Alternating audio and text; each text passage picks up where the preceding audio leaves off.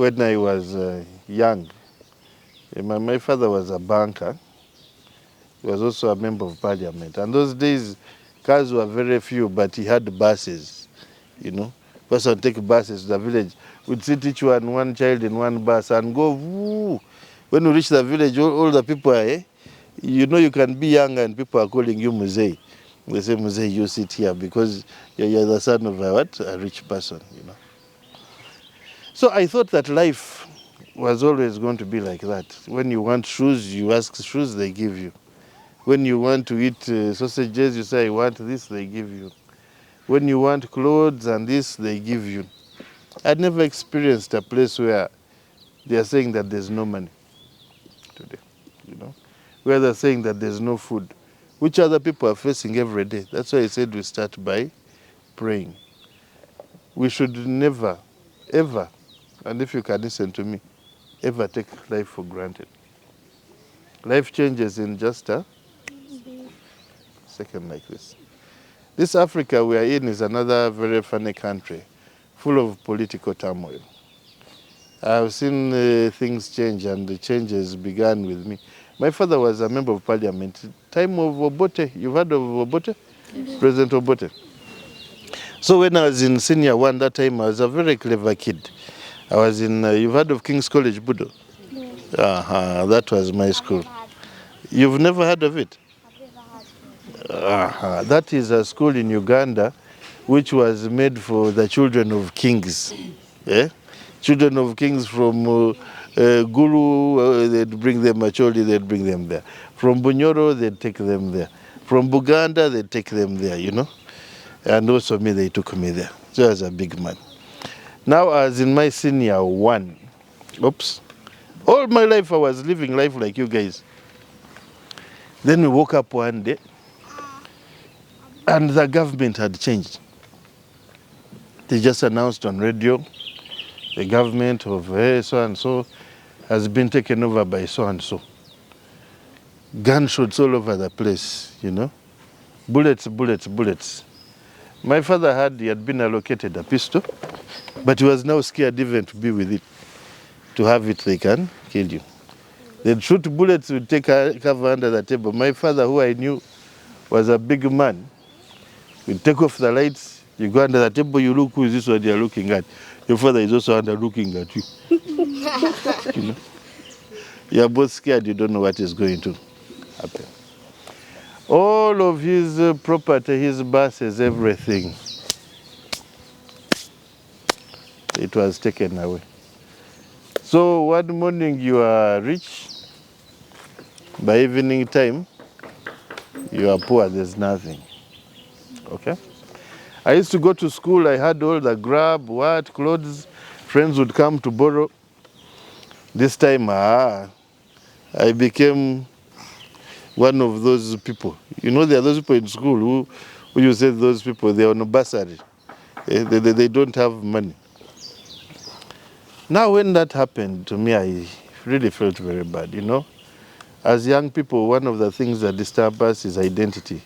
We like to identify, we like to be recognized. We like to be known.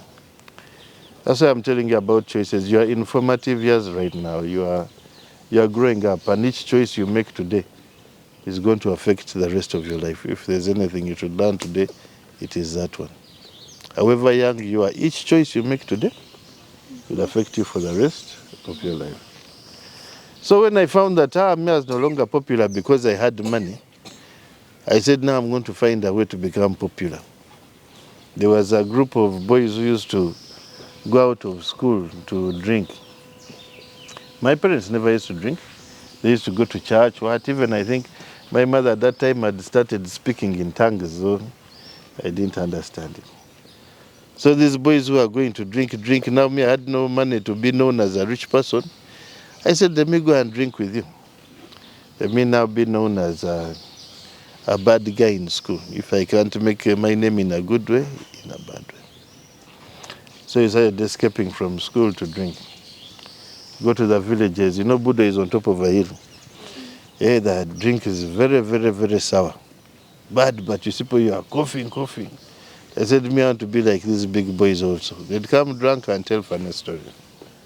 So I started drinking. Eventually, the thing became, sweet. Addicted. I was drinking almost every day. People were going to class, me I was going to drink. I did not concentrate on books because this was more important to me. I was seeking acceptance. I was seeking a family. We started drinking, started smoking. And you know, when you start smoking, you don't stop at cigarettes and drinking. You want something stronger. So I started taking marijuana. In school, I'd come back, people are in preps, me, I'm coming back with my jacket, drunk, just, laughing at everybody, thinking that they were silly for reading their books, Strikes, we used to organize strikes in school, bad food. In order to dodge exams, I was suspended. Eventually, I was expelled from Buddha. I got good, my father knew how to give canes good ones, and he really caned me thoroughly. He caned me and caned me and caned me, but I was very stubborn. He took me to another school, but I had something inside I was dealing with, but I didn't know how to express it. So my whole life just went into rebellion. The school I went to, I was doing well in class, surprisingly, but always looking for gangs, looking for groups, looking for whatever, seeking a family in my friends. So the pressure of people wanting to do things, they say, hey, we escape from school and do this. I'd never said no. Because if I say no to my friends, who's going to be my friend? I was not confident in myself, to know what I wanted, to be able to say no. Saying no is a very hard thing, by the way. Did you know how to say no? Sometimes. Do you know how to say no? Now you see, I'm asking you, do you know how to say no? You are saying yes. Say no.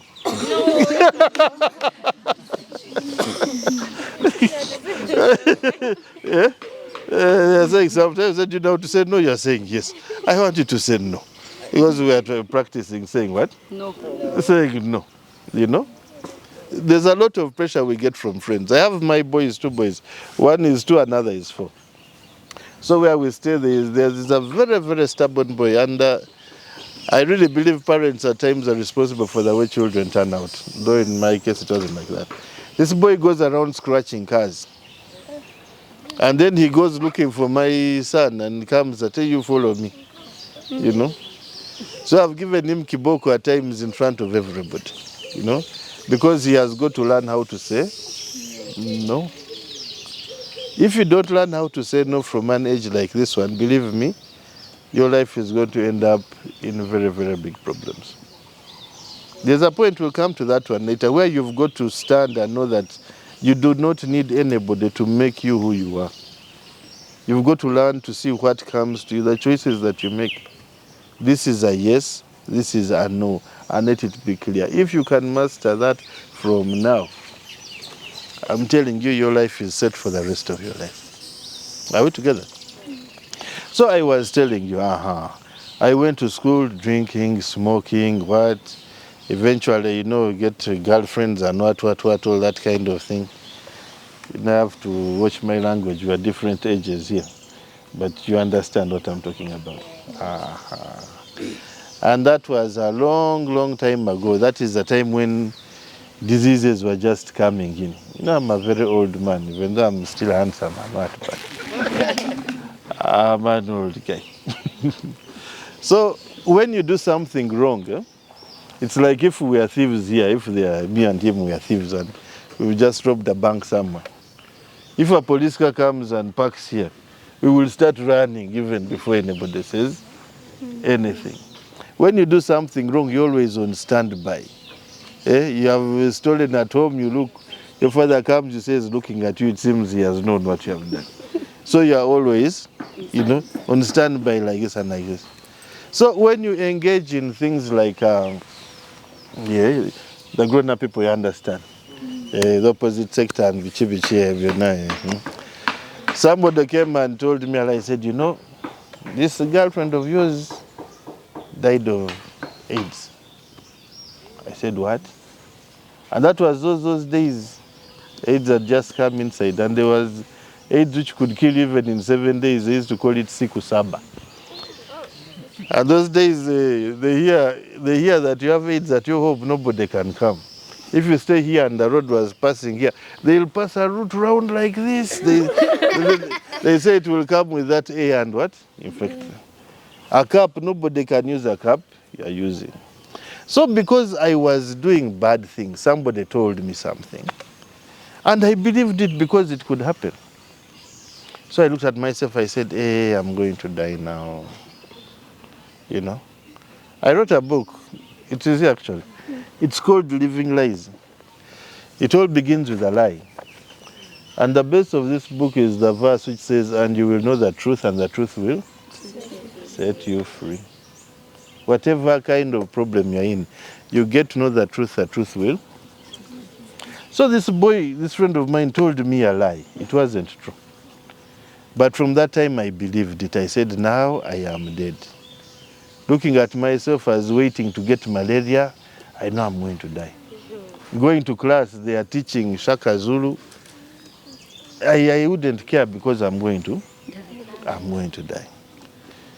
I didn't see any future at all for my life because I thought I was going to die.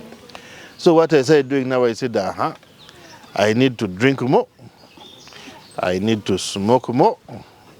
I need to spend my life very high. I need to enjoy myself as much as possible.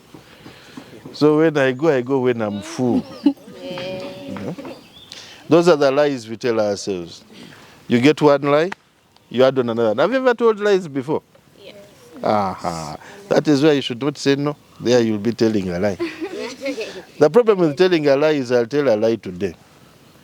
Then after 5 days, they'll ask me something connected to that lie. I've got to remember it and tell another lie. And another one, and another one. And one thing we don't know is that lies are like people. There's X lie, there's Y lie. Once you get them together, they'll produce something.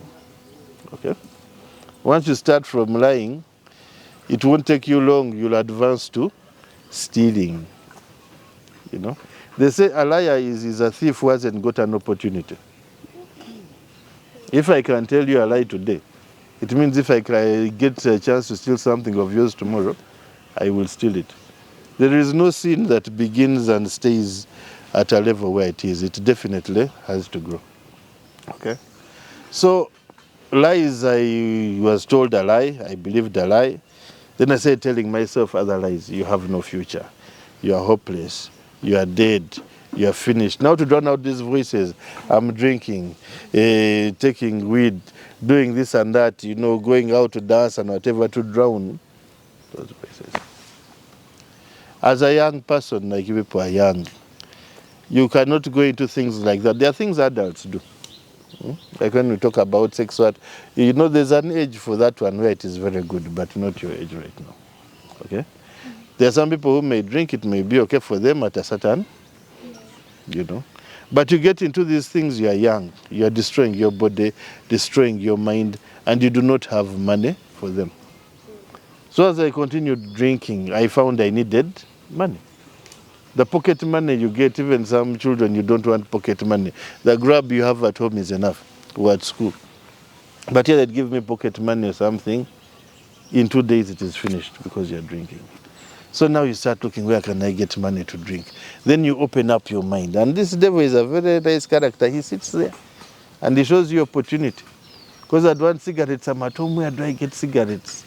I'd think and think, then he'd tell me, you see that bulb there? You take it out, put in a dead one. Tell mommy that the bulb has died. So I'd change the bulb, go to mommy, the bulb is dead. And say, okay, get this money, go and buy another one. She gives me money, me I go buy my cigarettes and my drink, then I replace the what? And feel very good about myself, you know? Starting like that. Then the time reaches when you have changed all the bulbs in the house. You start noticing things which another person would not notice. I'm trying to warn you, okay? I'm not saying things that you should go and do them. I'm trying to warn you problems that come. You start small. Money would get finished. I said, no. So I'd wait, Dad would come back in the evening. He was always smart in his suit. And always he had the money inside here. So he'd come, coming, hey, take his things, hey, reach in the pocket. I started stealing. Are we together? My mother had a shop in Kampala. She used to take me there to learn how to do business. Stealing from there, indulging in my habits, thinking I had no future. Slowly by slowly, you advance from lying, you go to stealing, you go to conning people. I got involved in the, what you can call, where you watch it on TV, the criminal underworld of Kampala. Because when you're in town, you meet people who do all kinds of deals, all right? Before I knew it, even now I joined university, I don't know. I was very bright. I was arrested, you know.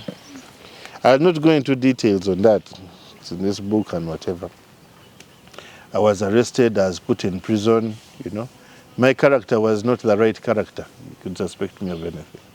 All my education, I was all the time waiting to die. Even going to university, I was wasting time. I had no future. The Bible says, where there's no vision, the people perish, you know. So when you don't see anything ahead of you that is where you're going, that you're aimed at, you know, we're talking about challenges, you know, overcoming challenges, you know, of youth delinquency, teenage challenges. Where there's no vision, it's something very important. If you don't have something that you're focused upon, there's nothing you can do. You're just leading a life which is going to destroy you. So I found myself arrested. I spent time in police. My reputation was destroyed. After some time, I was released. There was no big case against me. My father had no money. He was poor. But he decided to borrow money here and there. He said, my boy should have an education. Let him go abroad and study. So he struggled. They got me a university abroad. They told me to go and study. But remember that I still thought I had what? AIDS. And those universities, they say in order to study in that university, they have got to check you to see that you don't have AIDS. Now I couldn't tell my father that I had what? AIDS. I couldn't tell my mother. I said if I tell them I have AIDS, everybody is going to run away from me. So I sat. I said that if I'm to go to the university, they will check and find I have AIDS and send me back. So I sat, what should I do? That is another point I'll come to later if you're writing, is that in life you need somebody older than you, a mentor who you can always talk to, okay? Because when you sit alone at your young age thinking that you know everything and you don't want to listen to anybody, you tell lies to yourself. So I sat and thought, I said, now what I'm going to do, I can't tell them I have AIDS now. I can't go to the university and they send me back after finding I have AIDS there. Let me go to another country and start my life again. My dear had just been arrested in police, you know, for a very bad case. So they said, we look for the ticket, everything. I got a ticket which had a stopover in Nairobi and then was continuing. So time came, they escorted me, the whole family. Hey, that boy is going to study. He's very bright. Went to the airport, sat down, prayed, everything. It was very good. Boarded the plane. For me, 45 minutes after boarding the plane, when it made a stopover in Nairobi to pick up other people, I went out. I told them, we'll see you later. They are waiting to pick me up at the university. There at the airport, they see the man is not coming. This man is like Schwarzenegger in Commando. Have you seen that movie? When he jumped out of the aeroplane. That was me. I had disappeared in the middle. Nobody knew what had happened to me. That is what drugs do to you. They make you lose touch of reality. You start seeing things, you see things in films as though they are real. You make choices that are very stupid. If I had,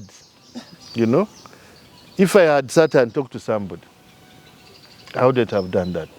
I'd have got medication. If I had listened, I'd have said, maybe let us go and you test and you see. I'd have gone and found it was all a lie, that I was negative. I'd have gone ahead and studied. Right now, you'd find that I've come with, I don't know how many cars escorting me, minister of so-and-so, minister of so-and-so. Are we together? But because I believed a lie and I did not talk to anybody, I had no elder person I could confide in. I went digging more problems. They say when you're in a pit, you have dug a hole for yourself. The first thing you should do is to stop digging. But me, I was continuing digging and making the problems. I went to Nairobi now. Everything is there.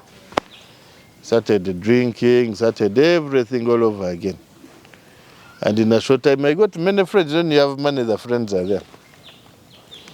In a short time, all the money. I remember those who have been to Nairobi, there's a place called Uhuru Park. I'll never forget. And that's why I'm telling you, not take things for granted. I'd sit here in the park. They had a restaurant around there. The smell of the food would just come. And you don't have a coin on you to be able to what? To buy it. It is smelling so nice, so everything. If I'd have a little money, I'd buy like a small, these buns, they call them one, a cover and a dry tea. Hunger hit me. I had nowhere to sleep. I was the perfect example of the prodigal son in the Bible. You know. Somehow I made some calls and what managed to sneak back in the country. But I was too ashamed. The prodigal son was sharp. He went back to his father. Me, I couldn't go back home. I said, how can I go back home? As in police, they took me out. They take me to go abroad, I refuse to go. Now I come home as what? To do what? I have what? And I thought I was going to die. You know, lies building up on themselves.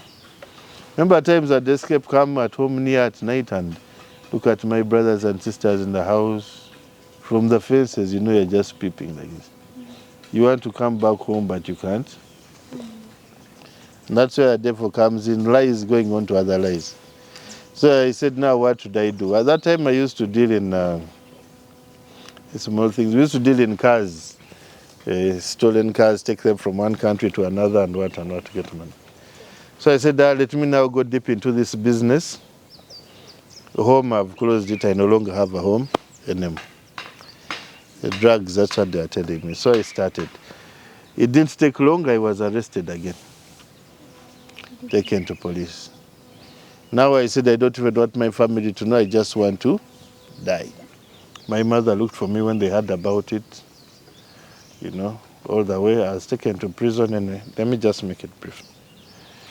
I was taken to prison. I spent there 1 year, 2 years, 3 years, 5 years, 6 years. After 6 years, you know, there were cases against me, many cases and whatever. After 6 years, they condemned me to death. You know what that one means? What does it mean? They say you are not worth living with people. You go, they put a rope around your neck and they hang you. I was taken to a place which is called condemned section, death row. Some of you have seen it on TV, but you do not know what it means.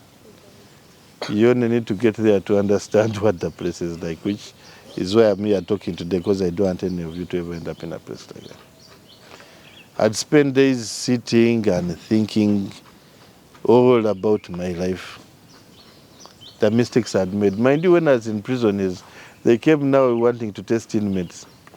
So I said, I'm dead already, let me go and see and what. Going to test, they bring the blood is saying I'm what? Negative. I said, how good you look. I was outside, I thought I was dead. Now I'm now inside going for death and you're saying I'm alive. What kind of God is this one? I looked and it hit me so bad, you know. And this was before I was condemned to death, by the way. That thing hit me so bad. And another thing, there's a time when I'd spent around 4 years, I got tired of waiting. I said now, because they hanged people twice when I was there. So this was after the second time they hanged, I think, 28 people. I said to me, I'm not going to sit here for what? I said I'm going to escape. I had a gang of friends. They used to call me Jupiter. I was leading a prison gang. The stories are inside here. So I had a friend who was a master escapee. So we planned on how I could escape. Prison break. It is all inside here. You know, we set up in the morning and plan while we are taking our weed every day, you know. So we planned, I said either I'm going to escape and get out, or they are going to shoot me. You see, when I was in prison, Unfortunately, they got me when I was trying to escape. I was hiding in a trench somewhere waiting for it to become dark. Kumbe somebody had spotted me. So the guard they took me, there was one of the meanest guards. They have things called batons, you know. They hit you here, your ankles, your everything. You end up becoming lame for the rest of your life. But I reached this man, a very harsh man, and he was asking me questions. And eventually I told him the truth. But I told him, I said, I was just high and something told me to go, you know. But somehow, me who expected either to die or to be free, I had left my place where I sleep knowing I'm not coming back.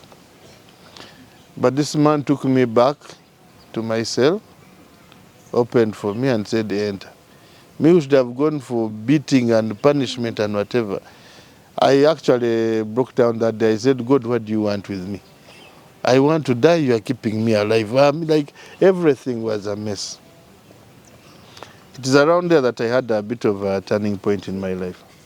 So it was after, like 4 years after I'd been in prison, before I had been condemned to die. So there was this gentleman who called me just now. This was a former minister. He's called Chris Rakasis. Now, he was inside. He was also on death row. He was in prison for 24 years, also himself. So he was a political prisoner, kind of. So he knew my father. We started with his children who were in Nairobi together. So he started looking for me.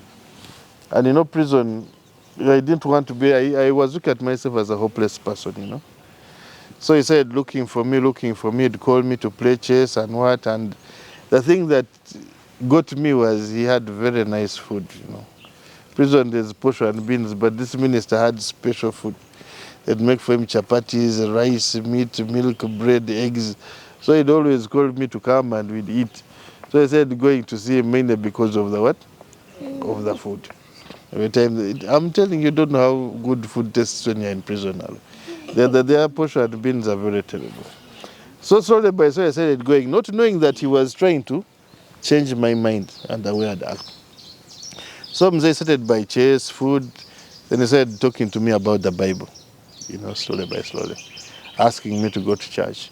Kumbe, when I'd leave his cell, I'd go to mine, I have my drug guys there waiting, you know. I was a big boss there. Nobody would touch people if they're smoking drugs in my cell. So slowly by slowly, the more I interacted with this old man, he was teaching me things, the Bible, he was teaching me about culture, economics. Like, he was opening my mind to another kind of life. And by now, by the way, I knew now I wasn't sick, you know, I knew I was going to be alive. The more time I spent with him, the less time I wanted to spend with this other group of people. Slowly by slowly, I saw that desire of wanting to smoke, you know, drugs. It was reducing. I didn't want the drugs anymore. I was going into the Bible. Until a time came, I told my friends that, you guys, you know what, I've had enough. If you want to continue smoking in my cell, you can smoke, but me, I've had enough. I spent on death row, I spent how many years? I spent 14 years on death row.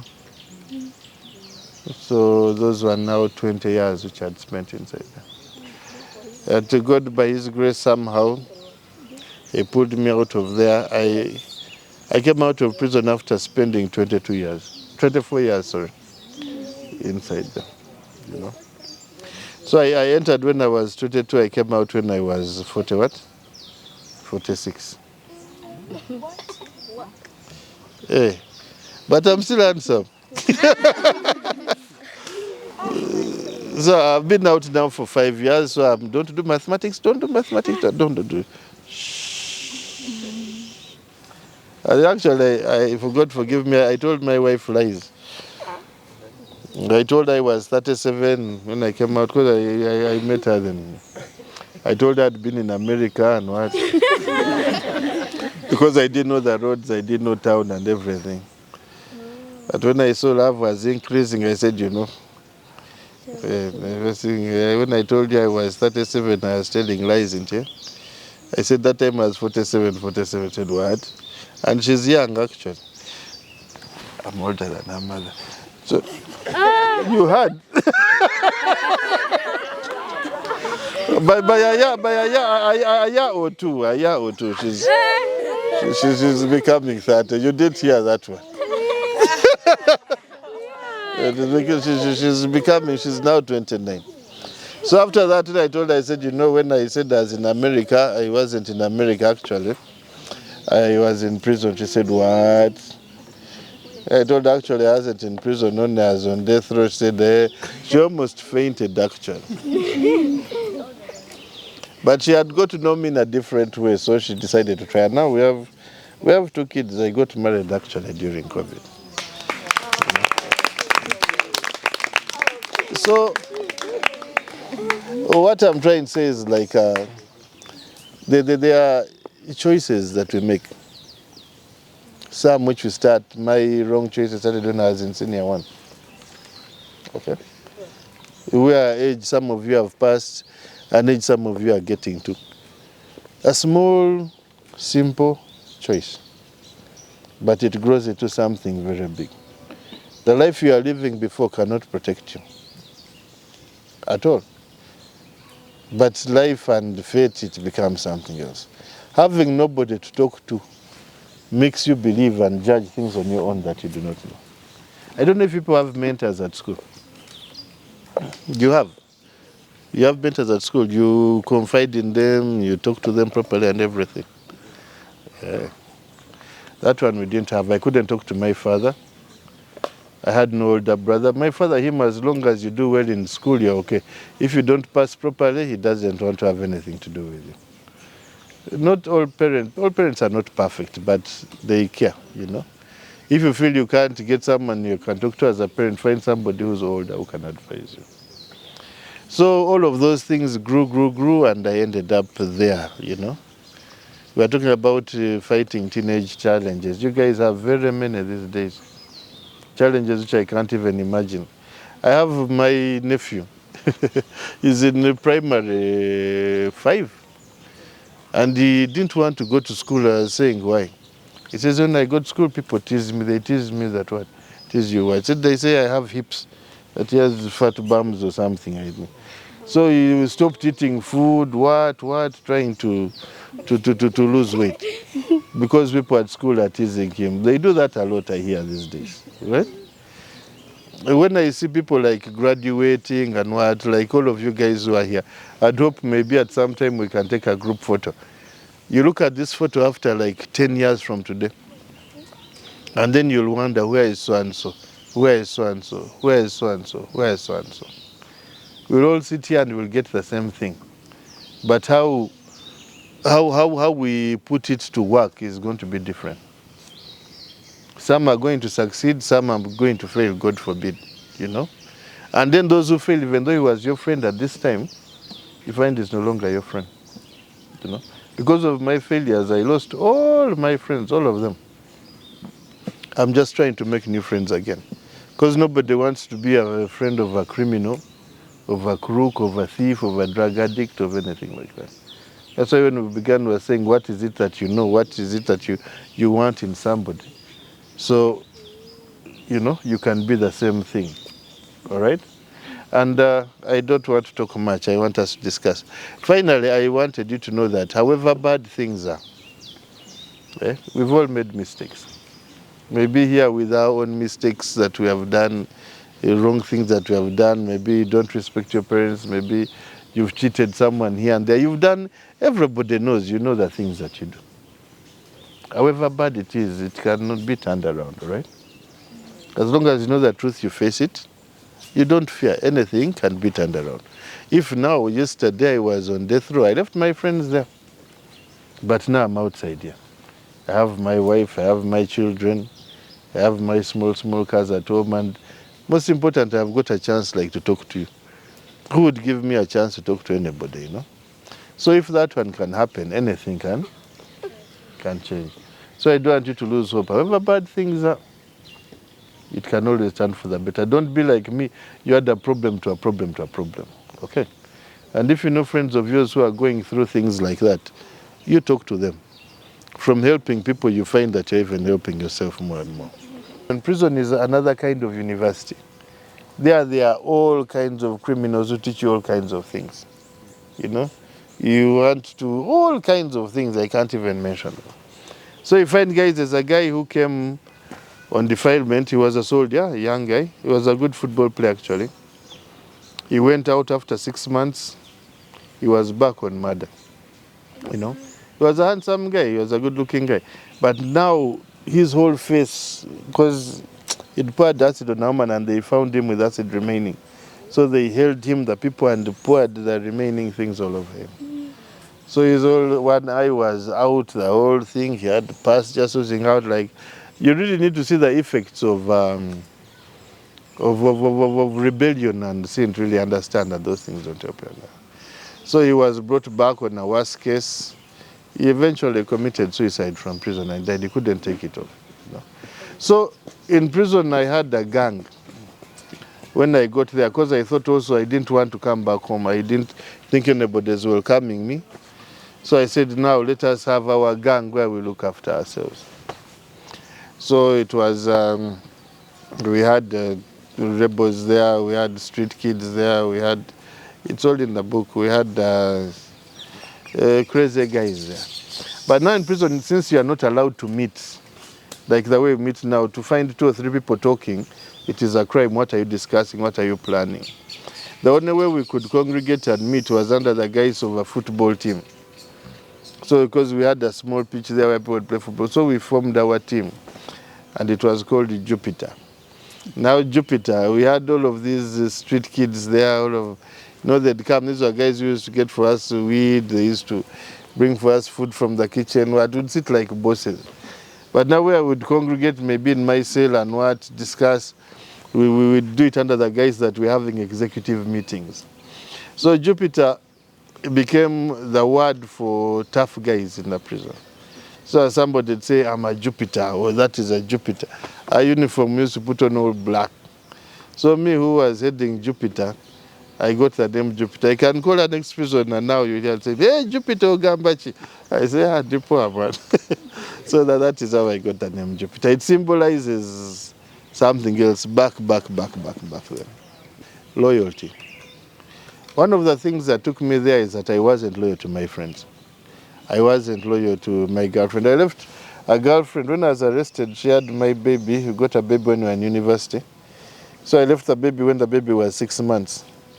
By the time I was released, the baby was now 25 years old. So my son is more like a brother to me. But I'm still young. You know? So when I got out, like, that's why I'm talking about you guys who are here. Yeah? You have a bond, you have something that connects. You don't lose it, you know. Because I lost all my friends when I was in prison, all of them. I have friends, they are ministers, they are heading operations government, everything. But we don't talk now. So this one now, they threw me away, this one is going to die, this is hopeless. Once you fail to live up to a certain level, all the people you have around you will. But I don't know how much I'd love to like graduate with all my friends there. To lose friends who you have from way back is a real terrible thing. So I learned that mistake in prison. In prison, the friends I had, I was faithful to them. I know prison is a very harsh society. There are times you risk punishment, you risk what, because of being loyal to people, not being a snitch. You know, helping, you've got to work your way out to get what it is that you want to survive. So I got a friend who was there, a young fellow, was Chinese. He came in, he had been in the country for less than even, is it 2 months or something? So when he came to Uganda, his mother had businesses here. He started moving around, drinking what, he met Ugandan girls. So his uncle wanted to send him back. He fought with his cousin, accidentally stabbed the uncle died. So he was brought into prison, he didn't know English, didn't know anything. And where I was a leader. So this young man came, had no money, no food, no nothing. I tried to help him out. The food I had, we were sharing it because he couldn't really manage prison food and what. So somehow connected, he got in touch with these people, you know. He was just there, like a simple guy, like these coolies used to come and build the Uganda railway or something. So I connected him to his people. Little did I know that he came from a rather rich family, got a lot of money. So I helped him out when he got stable. I said, fine, you handle your stuff, I handle mine. But we became very good friends, We'd read together what he learned English, very intelligent fellow. So his mother got to know me, appreciating what I had done for him. When I got out of prison, I'm busy looking around. You get out, you're an old man, people, look at you as useless, you can't do anything. You were seeing ATMs they're using, I didn't understand. How do you put a paper here, they give you fuel and what, The whole city had changed. So as I was wondering what to do, I am a good mathematician. I had another brother who was doing money lending business. So I studied how they are doing their thing, they'd lend money, and then collect every day. You pay in a period of 1 month. So I started the business, I said, this one I can do it. It can get me, And I did not stay at my brother. I looked for a place where I could stay on my own. That's what you need to learn. You kids suffer from something called entitlement. And I think that may be the reason why your parents have brought you here. Entitlement is this feeling that the world or your parents or something owe you something, which they don't. They work for themselves, and most of them you find your parents getting to where they were. They used to suffer in the sun, maybe looking after cows, doing this and that, going through problems to get where they are. And then you come and you get a soft life and think you'll manage the way they did. No. They want you to learn the other side of life so you can be able to take care of yourselves. That's what I did. I told my brother, even though I'm out, I've got to stay alone. I'll see how I'll manage. Now, staying alone, I had no money. I looked now who can help me. So I reached out to the Chinese. I said, I have this deal. I'm not borrowing money to it. I want to start a business. I'll pay you back. So they lent me money, 10 million shillings. Now, before I was we used to cut like one onion. You cut it into 4 pieces. That takes you for 4 days if you're lucky enough to cook. The money I'd have in prison, 2,000, 3,000, 5,000, was a lot of money. Now I had 10 million shillings. I felt I was like Golora. I was like Bill Gates and everything. But I got the money I'd learned from the mistakes I made before. Businesses where I spend money now. So I registered a company, money lending, started from there. Got employees, loans officers and what. So I started moving out, lending money, 100,000, 200, 300, every day they'd collect a bit. I started from 1 branch, it became 2, 3. When the hand of God is on you, 4 branches. So it's around that time when I bought my car, organized getting married and all that kind of thing. Because I'd pay these guys, they'd lend me more money. I pay them, lend me more. That relationship, being true to your word, which before I wasn't. Before I'd tell people things they wouldn't believe me. As a con man, a liar, a thief, a cheat, everything. But now, I had got one person to believe me, I wasn't going to lose that one. So I did that business until COVID time. COVID came and hammered me thoroughly, People may have money, workers are caught up in places they can't move, their families need money. So I lost money, more than 70 million shillings like that, But God always, when he closes a door, he opens another. So I had another friend also who had met under strange circumstances, who was in car business, and he pulled me there, introduced me to car business. Buying, selling cars, recovery, and that kind of thing. So I went into car business also. I got some money, I went into... when you have been sitting for a long time is when you understand the need to work. If you read my book, you'll see how I was taken to a prison in Ginger. And now they made us... I asked so I could work out. They said, can you manage? I said, yes. They were refusing. I said, I have to work. They took me, taught me carpentry. They'd pull us to go and dig. I'd never dug in my life. They'd bring hose and say, pick. But because I wanted to be out of the prison, I say, I'm going. Now people would rush for hose, me, I don't know. Then they leave very small ones, me, being a gentleman. Kumbe, I didn't know that this short hose can break your back, So you go digging here, the time you're through. We used to go into swamps, we really did things. It was work. I'd put on shoes like you people. And the prisoners laugh at me, hey, you're a baby, you're what? So me wanting to show I'm Jupiter, I take off my shoes. Gumbe, they are pushing me to places where there are thorns, snakes, what? And they'd laugh at me, but, I had to work. It was a good experience. I learned a lot. And it humbles you. So it taught me about work. So when I came out, I wanted to do all kinds of work. I went into a bees. I was helping some friends of mine who did carpentry. They made for me beehives. I got around 300, put in our village there to, get honey and bee venom. Like anything, I try to go into it. But after a while, I thought now, because I'm getting requests from people who have come out of prison, they need help. People in prison need help. I'm trying to help. My resources, my wife is saying I'm putting it all on prisoners.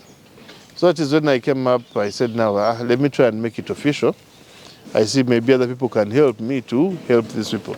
Because if you don't help prisoners when they've come out, they end up becoming worse than they were before.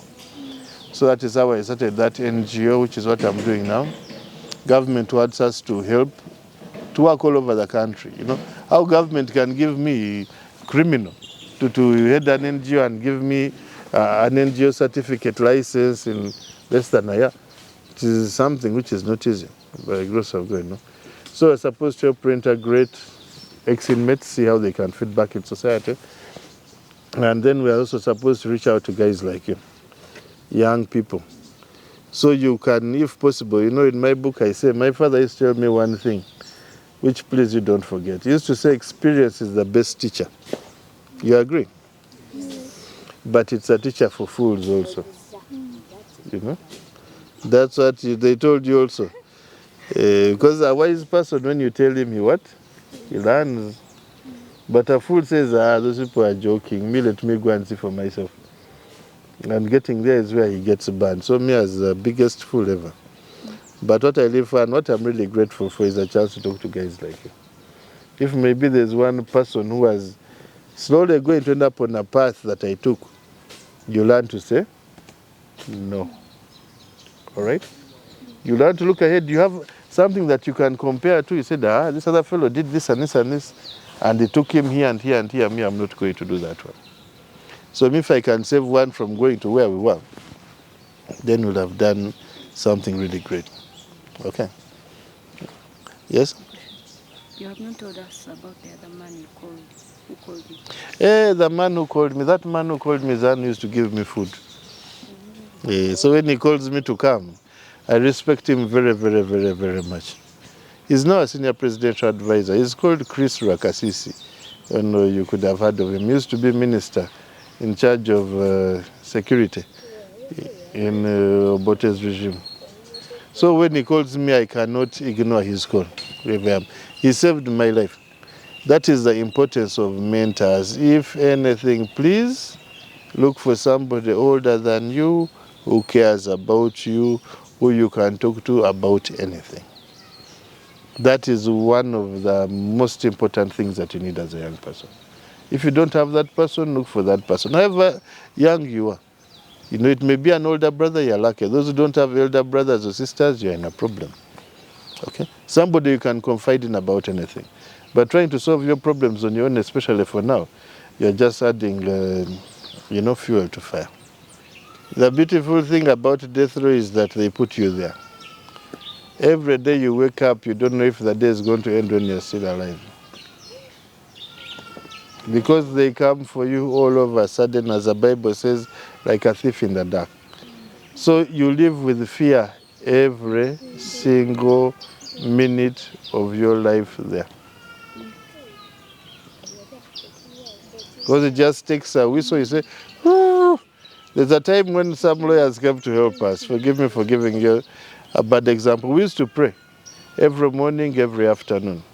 So we had a very serious, charismatic, pastor, inmate of there. He used to head the Pentecostal church. So they came and called us abruptly. The blood, which was everybody in Dani. Enter. So just they were praying, he entered, and he knew it was time now. He'd just been preaching his stomach. And we never used to have toilets. We used buckets because we are not allowed access to toilets inside there. His stomach just gave way. Kumbe, they wanted us to create space for lawyers to enter. There were very many. Then we come and address us. But here the fear, we laughed at him, I'm telling you. But it's true. So I wrote this book. It sounds funny, a number of things, but we used to pray. You pray on a corridor. Here, the gallows is just there. Actually, a girl is where we used to do exercise. You know, where they are just jogging up and down and all. But we lived with it every day. And as the Bible says, treasures of darkness, there's nothing that makes you wiser than problems or periods of hardship. You learn to value, to treasure life. When we're inside there, we'd pray, God, please help me. At least they convict me to 30 years. Praying seriously, fervent prayer. But anything to get you out of there. So what we're talking about, causes and choices and consequences, they are real. The Bible, one of the things that touched me, in the Bible there's a story of Abraham. Jesus was telling a story of Abraham, of some rich guy and Lazarus. The rich guy had a lot of food. So he'd sit and eat, throw food here and there, and he had a poor guy outside sitting. So the poor guy would even beg to eat the crumbs that fell from Lazarus' table. The time came when both Lazarus and the rich guy died. The rich guy found himself in hell. Then he looked up, he was seeing Lazarus, who was there enjoying himself with Abraham.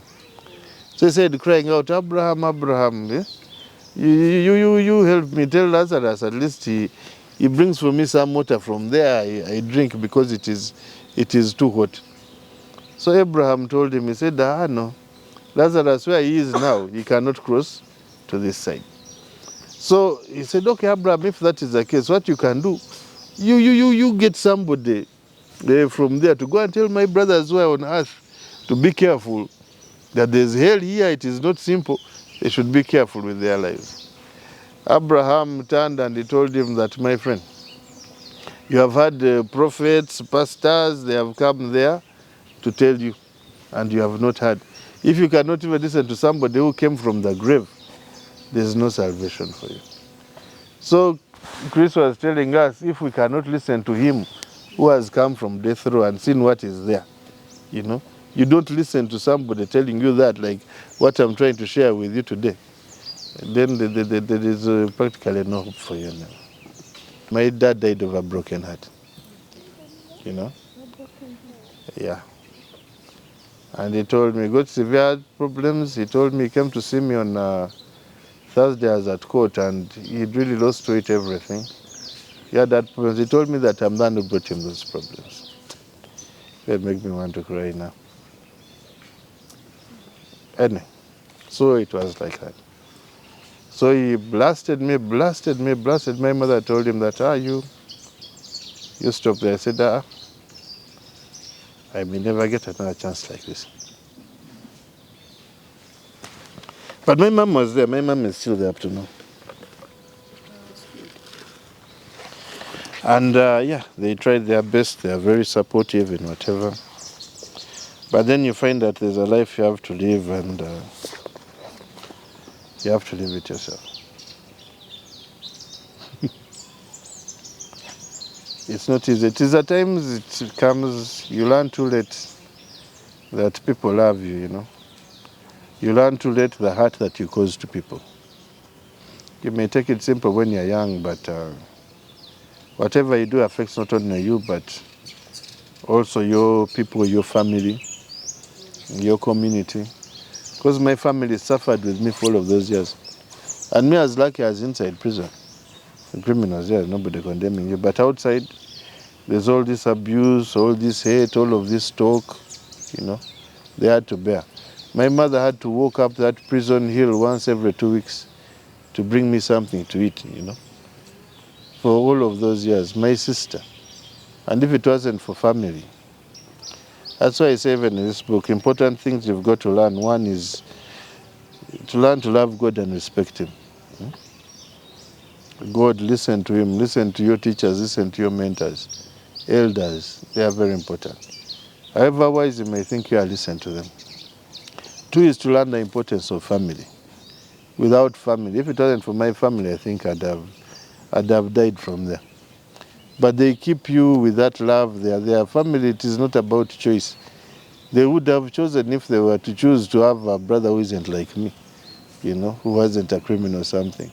But they stuck with me because they are family.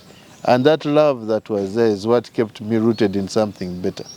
We had wild guys inside there. You're saying prison break. We had the tea bags, they were inside there, you know. There are guys who could be wild as hell. I wouldn't want to give examples of what would happen inside there, you know. But family keeps you sane. When people have reached the end, they know they can do anything, they don't care. Family keeps you saying, no, no, no, my mother can't come tomorrow and find that this has happened to me, you know. That one. 3, avoid taking drugs. There are so many kinds of drugs people take these days, it is just too much, you know. You take it in biscuits, you take it cookies, you take it in what? Yeah, some you just rub on yourself and whatever. Things like meth, crack, very, very dangerous things, much worse than marijuana. Once your mind is changed and you start living in a world that isn't real, you know your end has come for you. There's nothing you can do for yourself anymore. You know? Really avoid that. If you had said no to anything, say no. This sex that people want to have before, you know, social media is showing as though people are just whatever. Please just avoid that one, like whatever, like the plague. Because once you're living a life, you're not sure of your status, you're not sure of what. A girl, you get pregnant when you're in school, you know your future is finished. And nobody will see you. Funny thing is, when we're in school, there are the girls who are very popular. You know, that time everybody wanted them. But when you looked at the future after university, they are not married. You know, it's a girl who you are looking at who has, you know, funny ears, what is that, who's getting a very good family and everything. As you are saying, when in qualities you look for, nobody looks at the face or the bums or what, no. You know. So you really need to be careful about this thing. But most important, God. Kids at times may have problems with their parents, but there's knowing there's God who loves you, can go to any time. He covers everything. Okay. I accepted God. This was in after I'd spent around after I tried to escape and they got me. he saved me that time. That's when I said learning. But you know, the growth is a process. I think we need to remind ourselves every day. That's why I believe like faith is just the knowledge that God loves you. You know, that one. So He's saved me ever since I just didn't know it. I just didn't know it. Prison, I was studying Chinese with my Chinese friend. I had books, but the problem is like practice and whatever. In prison, I was the head of prisoners, you know, whereby I am good in Kiswahili. I learned Kiswahili because we had exile in Nairobi, but I had forgotten it a bit. So most of the inmates, especially on death row, we have inmates from all over the country, a number of whom are soldiers. So when you get visitors, I had to translate. So I'm translating either to Kiswahili from English or to, you know, like for different people, different things. So I had Luganda also, I didn't know Luganda very well. These local languages, yes. But I tried to learn Chinese. And we read a lot of books. There's a lot of time and information and whatever. We had time to read, to discuss, to study. It is something else. Now I go back and see those guys because prisons, they gave me permission to go. I encourage certain, you know, different people, you know, and give them hope that things can be better so that they don't become worse than they were before. That's why I said this people about believing something, you're in a problem, and instead of facing the truth to set you free, you end up adding on things that make it worse, yet it could be solved before. So that is what we are trying to avoid.